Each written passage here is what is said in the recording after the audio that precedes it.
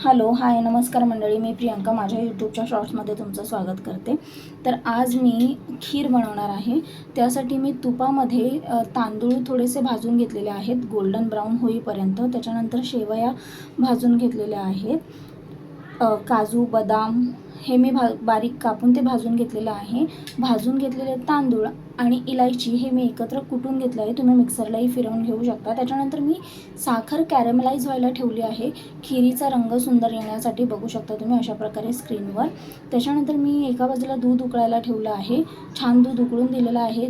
त्याच्यानंतर मी त्याच्यामध्ये आपण कूट करून घेतलेले तांदूळ आणि इलायचीची पूड टाकलेली आहे, शेवया घालून घेतलेल्या आहेत आणि कॅरमलाइज केलेला साखर घालून घेतली आहे। बघू शकता तुम्ही खिरीचा रंग चेंज होत आहे, ब्राउनिश असा होत आहे। त्याच्यानंतर भाजून घेतलेले काजू बदाम घालून घ्यायचे आहे। 2 चम्मच आपण घी घालून घ्यायचं आहे, तूप घालून घ्यायचं आहे। छान अशी उकळी येऊन द्यायची आहे। त्याच्यानंतर मी एक 10 टीस्पून छोटे 10 चम्मच आपले जे नॉर्मल रेग्युलर यूजचे आपण पोहे खाण्याचे स्पून असतात ते 12 चम्मच अशी मी साखर टाकून घेतलेली आहे। तयार आहे आपली खीर। छान प्रकारे 10 मिनटं त्याला बॉईल येऊन द्यायचं आहे। जेवढी थिक किंवा पातळ तुम्हाला हवी आहे तेवढी ठेवून। कशी वाटली व्हिडिओ मला कमेंटद्वारे नक्की कळवा। Thank you for watching.